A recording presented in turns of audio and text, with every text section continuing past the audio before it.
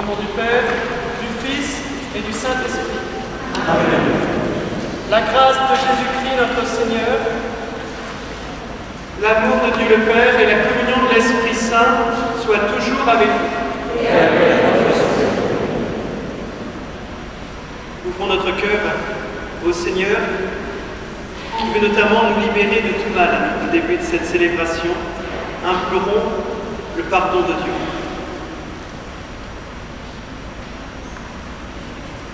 Je confesse à Dieu Tout-Puissant.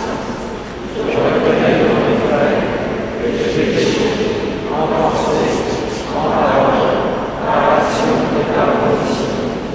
Oui, j'ai vraiment péché. C'est pourquoi je supplie la Vierge Marie, les anges et tous les saints, et vous aussi les frères, de prier pour moi au Seigneur notre Dieu. Que Dieu Tout-Puissant nous fasse miséricorde, qu'il nous pardonne nos péchés et nous conduise à la vie éternelle. Amen.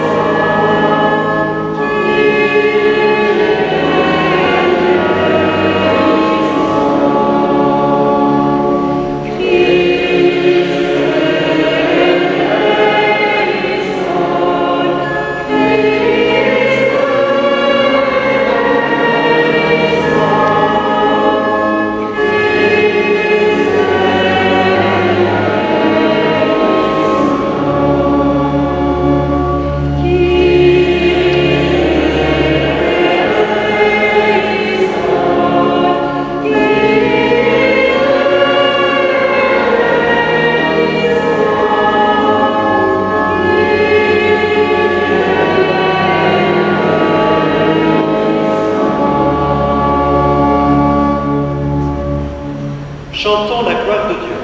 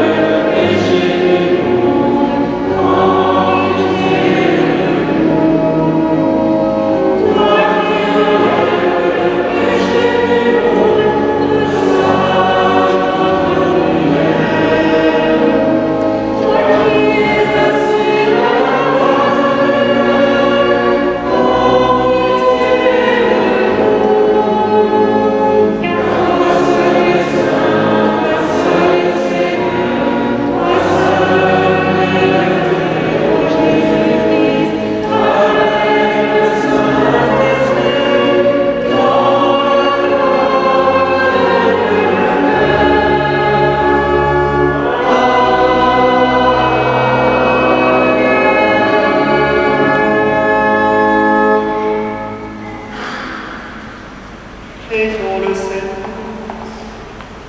Dieu éternel et tout-puissant, dirige notre vie selon ton amour, afin qu'au nom de ton Fils bien-aimé, nous portions des fruits en abondance. Par Jésus-Christ, ton Fils, notre Seigneur et notre Dieu, qui vit et règne avec toi et le Saint-Esprit, maintenant et pour les siècles des siècles.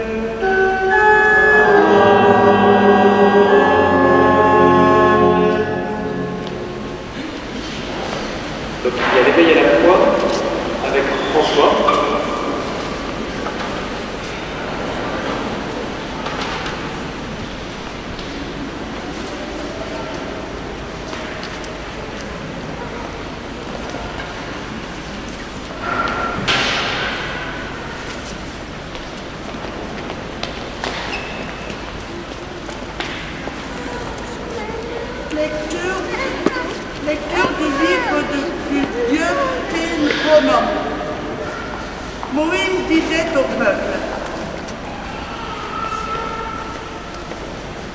Moïse disait au peuple, au milieu de vous, parmi vos frères, le Seigneur votre Dieu fera se lever un prophète comme moi et vous l'écouterez.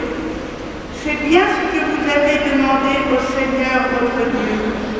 Au Horeb, le jour de l'assemblée, quand vous disiez, je ne veux plus entendre la voix du Seigneur mon Dieu. Je ne veux plus voir cette grande flamme.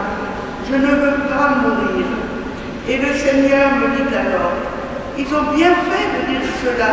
Je ferai se lever au milieu de leurs frères un prophète comme toi. Je mettrai dans sa bouche mes paroles et il leur dira tout ce que je lui prescrirai. Si quelqu'un n'écoute pas les paroles que ce prophète prononcera en mon nom, moi-même je lui en demanderai.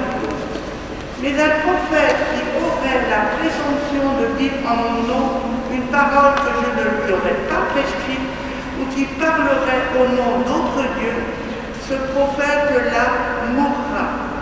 Parole du Seigneur.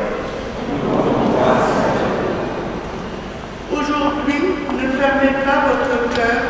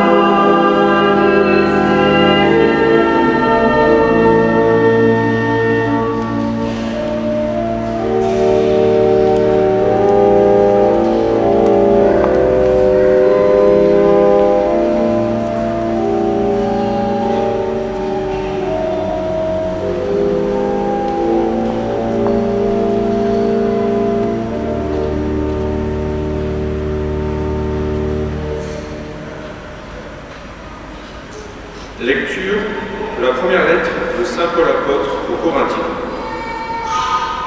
Frères, J'aimerais vous voir libre de tout souci. Celui qui n'est pas marié a le souci des affaires du Seigneur. Il cherche comment plaire au Seigneur. Celui qui est marié a le souci des affaires de ce monde. Il cherche comment plaire à sa femme et il se trouve divisé. La femme sans mari, ou celle qui reste vierge, a le souci des affaires du Seigneur, afin d'être sanctifiée dans son corps et son esprit. Celle qui est mariée a le souci des affaires de ce monde. Elle cherche comment plaire à son mari. C'est dans votre intérêt que je dis cela. Ce n'est pas pour vous tendre un piège, mais pour vous proposer ce qui est bien, afin que vous soyez attachés au Seigneur sans partage. Parole du Seigneur.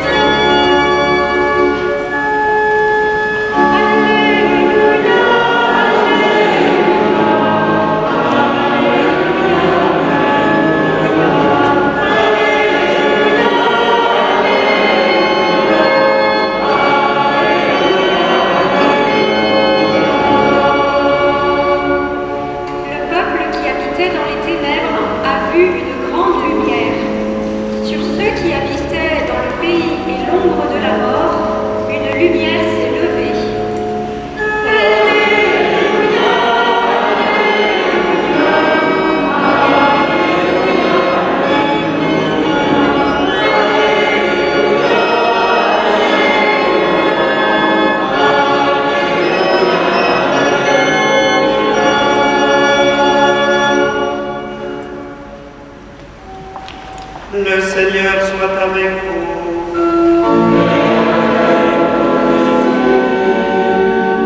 Évangile de Jésus-Christ selon saint Marc.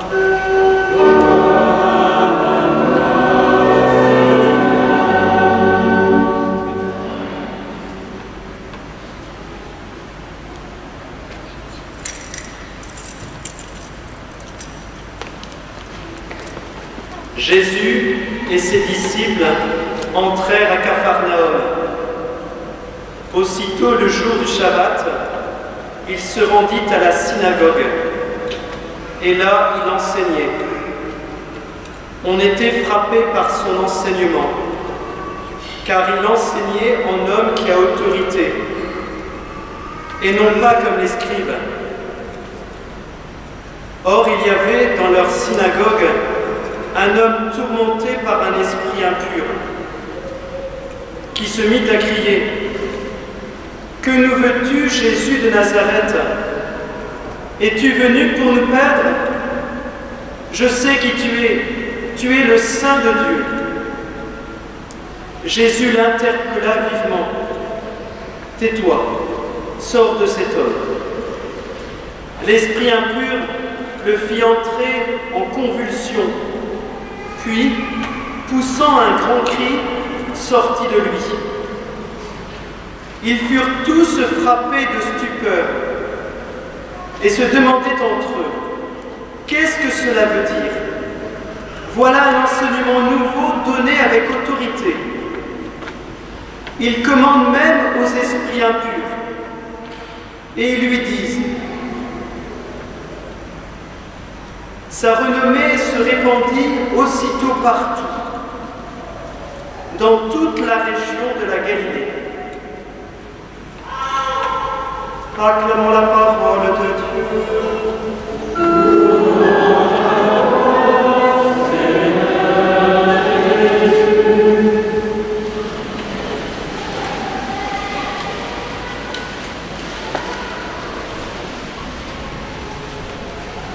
Dans l'Évangile, nous voyons Jésus qui est interpellé par un homme qui est possédé par un esprit impur, un esprit du mal. C'est facile de se représenter la scène. Quelqu'un qui apostrophe Jésus. L'esprit du mal, d'une façon générale, nous déconcerte.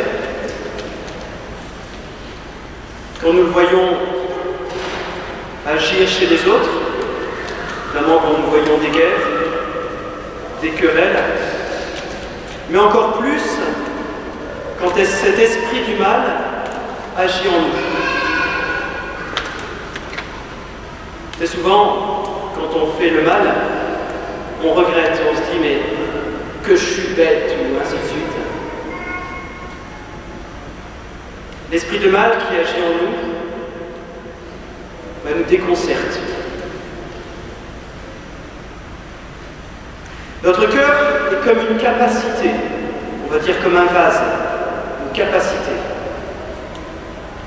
qui n'aime pas le vide. Notre cœur aime être rempli. Si le bien, si Dieu ne remplit pas notre cœur, eh bien c'est le matérialisme, l'égoïsme, la vengeance qui remplit notre cœur. Notre cœur ne peut pas être rempli de rien. On voit ça avec un ballon. Quand on enlève l'air du ballon, non pas qu'il fond, mais il diminue en taille. Notre cœur est pareil, il a besoin d'être rempli. S'il n'est pas rempli de Dieu, s'il n'est pas rempli de bien, il sera forcément rempli de matérialisme, d'égoïsme. D'où l'importance de mettre Dieu dans notre vie et d'avoir une garde du cœur par la maîtrise de soi. La logique du tout de suite, je ne sais pas vous, mais moi c'est comme ça. Quand je désire quelque chose, j'aime bien l'avoir tout de suite. J'espère que vous n'êtes pas comme moi. Cette maîtrise de soi, de ne pas vouloir tout de suite, nous aide, je crois, à lutter contre le mal. Nous aide à ne pas accueillir dans notre cœur les esprits mauvais, mais nous aide à accueillir Dieu, le bien. Les extrémismes, le fanatisme en tout genre, je dirais même plus dans toutes les religions. Ces extrémismes et ces fanatismes proviennent du fait que Dieu n'a pas sa place. Alors vous allez me dire, en prenant les djihadistes et compagnie, mais je ne suis pas sûr que Dieu ait sa place chez les djihadistes. C'est plus appliquer une loi, une charia, ou je ne sais pas trop quoi. C'est-à-dire leur Dieu devient la loi. Et Dieu n'a plus sa place. Ou peut-être un Dieu si transcendant qu'il est inaccessible, effectivement, dans ce cas-là, il n'a plus sa place dans mon cœur. La loi peut devenir source d'extrémisme. Il est important de vivre en chrétien en suivant le Christ, en suivant Dieu, mais pas seulement en suivant la loi. Ce n'est pas la loi qui nous mène vers le Seigneur.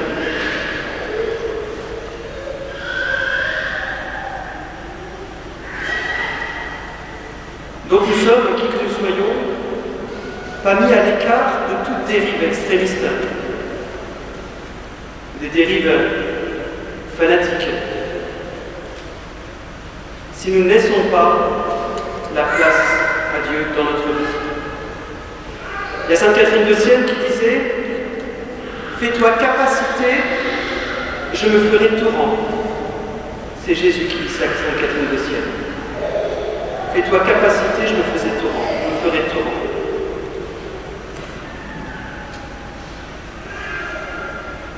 Dans la première lecture, nous voyons Moïse qui dit que le Seigneur enverra des prophètes qui accueilleront la parole de Dieu, à l'image de Moïse qui monte au Sinaï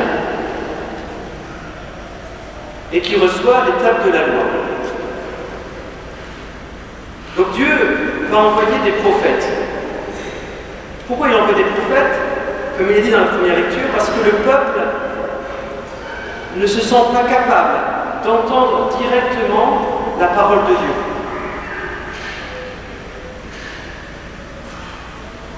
Nous avons tous, en tant que chrétiens, une vocation à être prophètes. Quand le prêtre ou le diacre nous a baptisés, il nous a rappelé que nous sommes prêtres, prophètes et rois. C'est-à-dire que nous avons la capacité d'accueillir cette parole de Dieu, l'amour de Dieu en nous, pour la communiquer à notre entourage. Nous sommes invités à être capacités à nous nourrir de la parole de Dieu tous les jours. Il est important de se nourrir de la parole de Dieu, de se nourrir du Seigneur dans la prière, pour que ça remplisse notre cœur et que nous soyons de vrais prophètes, pour que nous puissions communiquer cet amour de Dieu autour de nous. C'est de notre responsabilité d'avoir une garde du cœur. Parce que si nous laissons entrer le mal, si nous écartons Dieu, ou plus exactement si nous ne prêtons pas attention à Dieu, nous ne pourrons plus être prophètes pour notre société. Et nous n'accomplirons plus notre vocation de chrétien. Saint Joseph, que nous célébrons spécialement cette année, a une capacité de cœur qui est égale à la nôtre. Et cette capacité de cœur, Saint Joseph l'a ouverte au Seigneur, à sa parole, pour que sa parole l'imprègne et qu'il puisse être à son tour prophète pour annoncer la bonne nouvelle de Dieu. N'oublions pas, aujourd'hui, cette semaine, de laisser place à Dieu, de remplir notre cœur de Dieu par la prière. Ce n'est pas facultatif la prière, c'est la vocation de tout être humain. Sinon, le risque, c'est de tomber dans l'extrémisme, le fanatisme en tout genre. Seulement si nous accueillons Dieu, nous pourrons être des prophètes de l'amour de Dieu, comme nous y invite le Christ. Et ce, à la suite de Saint Joseph, le bon père adoptif de Jésus.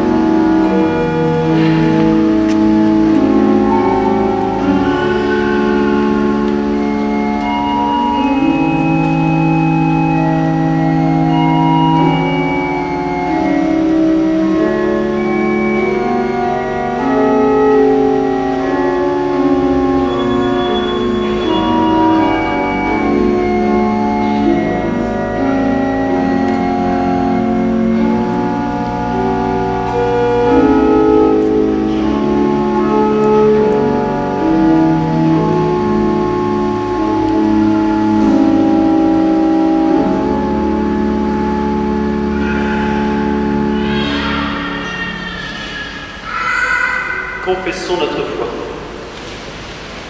Je crois en Dieu, le Père Tout-Puissant, Créateur du ciel et de la terre, et en Jésus-Christ, son Fils unique, notre Seigneur, qui a été conçu du Saint-Esprit, est né de la Vierge Marie, a souffert sous Ponce Pilate, a été crucifié, est mort et a été enseveli, est descendu aux enfers. Le troisième jour est ressuscité des morts, est monté aux cieux, est assis à la droite de Dieu, le Père Tout-Puissant, d'où il viendra juger les vivants et les morts. Je crois en l'Esprit Saint, à la Sainte Église catholique, à la communion des saints, à la rémission des péchés, à la résurrection des morts, à la vie éternelle. Amen. Pour que tous les hommes puissent mener sur terre une vie digne et fraternelle, faisons monter ensemble notre prière vers le Seigneur.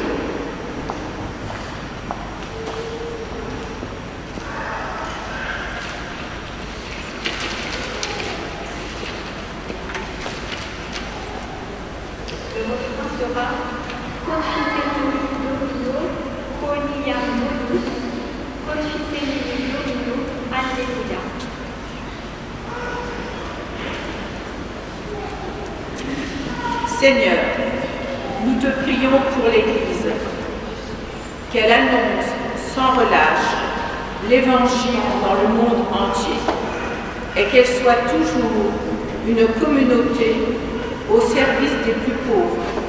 Seigneur, entends nos prières.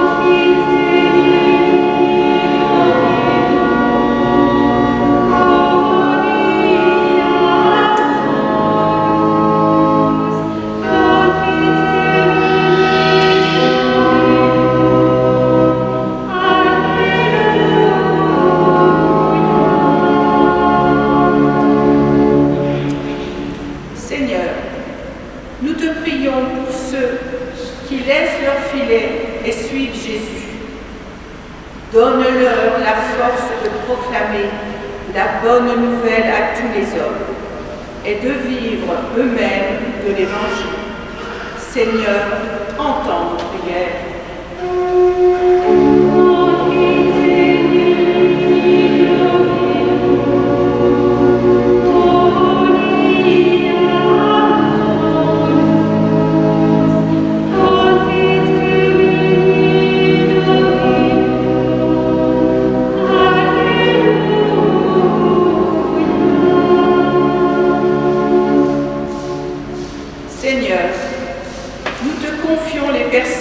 Qui accompagnent des enfants, des jeunes ou des adultes sur le chemin de la découverte de Jésus-Christ en vue de leur baptême. Seigneur, entends nos prières.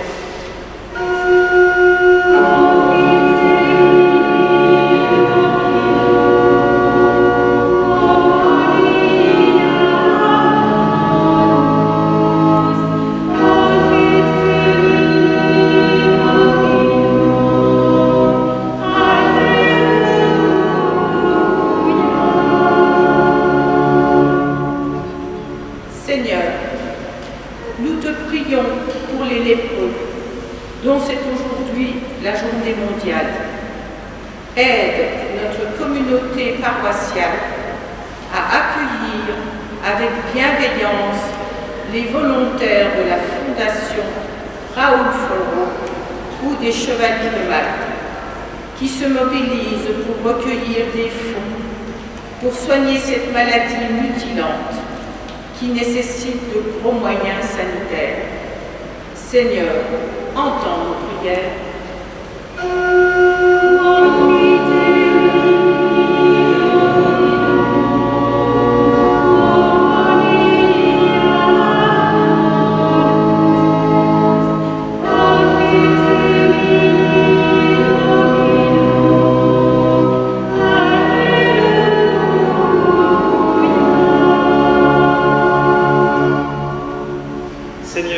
Viens au secours de ton peuple qui espère en ta miséricorde. Que ta puissance le soutienne en cette vie et le conduise aux joies de l'éternité. Par Jésus le Christ, notre Seigneur. Amen.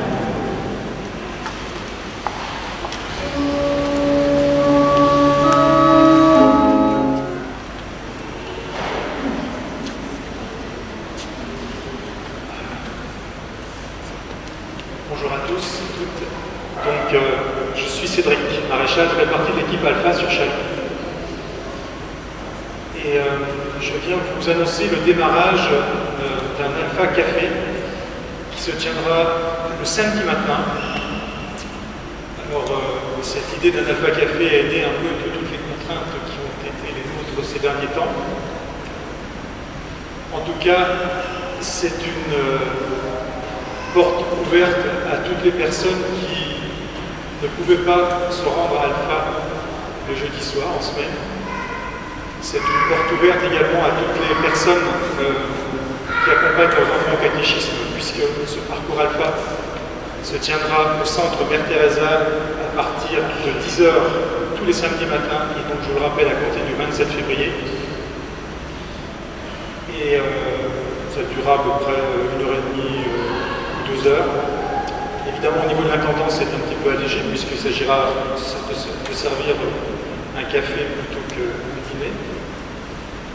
Alors l'équipe est déjà constituée. Elle ne sait pas encore quand ça démarre, mais elle est déjà constituée.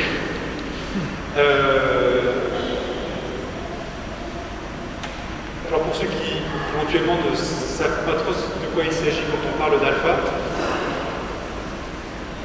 Alpha en fait c'est un chemin d'une dizaine de soirées et d'un week-end, un petit week-end, durant lequel en fait on s'interroge. La première des questions qui est posée en général, c'est quel est le sens de la vie? Donc à partir de là, naissent un certain nombre, voire une multitude de questions. Donc dans la forme du parcours Alpha Café, un café sera servi, un topo de 25 minutes sera donné sur le sujet ou sur la question du moment, et puis ensuite une série d'échanges suivront le topo. Il me semble que je dis quelque chose. Alors en fait, évidemment, il s'adresse à toutes les personnes qui se posent des questions. Il s'adresse à toutes les personnes qui sont en dehors de l'Église, que vous connaissez autour de vous, famille, amis, voilà, etc. Ça leur permet de découvrir ce qu'est la foi catholique, ça leur permet de rencontrer Jésus. Il s'adresse également à toutes les personnes qui ont envie d'approfondir leur foi.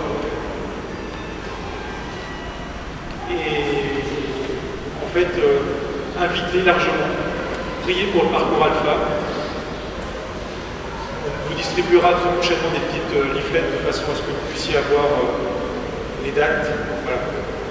Et sachez également que François de Dortan s'est proposé de se mettre à la disposition ce samedi matin pour un éveil à la foi pour les parents éventuellement qui auraient besoin qu'on garde leurs enfants durant cette heure et demie et ces 2 heures. Bon dimanche à tous. Cet après-midi, il y aura, donc en lien avec la marche en franche, donc il y aura un temps d'adoration de 15h30 à 16h30 donc pour prier, donc pour que les sénateurs réfléchissent avec leur cœur inspiré par le Seigneur, donc réfléchissent sur cette loi, réfléchissent bien sur cette loi concernant la bioéthique qui doit sortir incessamment sous peu. Donc, cet après-midi, 15h30, temps de prière, d'adoration pour intercéder auprès du Seigneur, pour réveiller les cœurs des sénateurs.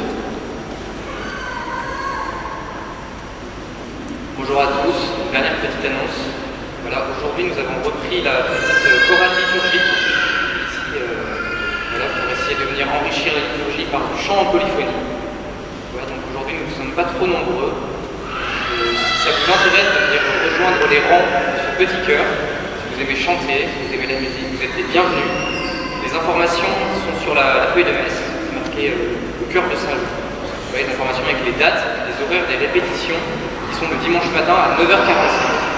Voilà, ça peut être un peu tôt pour certains, mais si vous ne pouvez pas venir à la répétition, vous êtes quand même les bienvenus pour nous rejoindre ici pendant le temps de la messe. Il y a des partitions et puis on sera heureux de vous accueillir.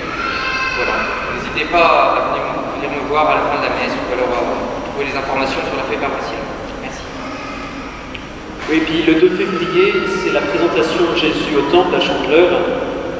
Donc il y aura 2 messes avec bénédiction des cierges à 9h à la citadelle et à 17h dans cette église, non pas à la cathédrale, dans cette église. Donc ça sera chauffé, ça sera précédé par l'adoration.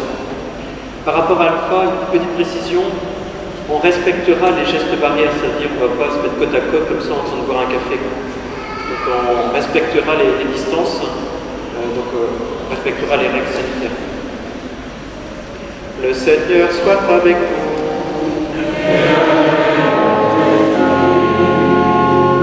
Et que Dieu Tout-Puissant bénisse le Père, le Fils et le Saint-Esprit. Allez dans la paix du Christ.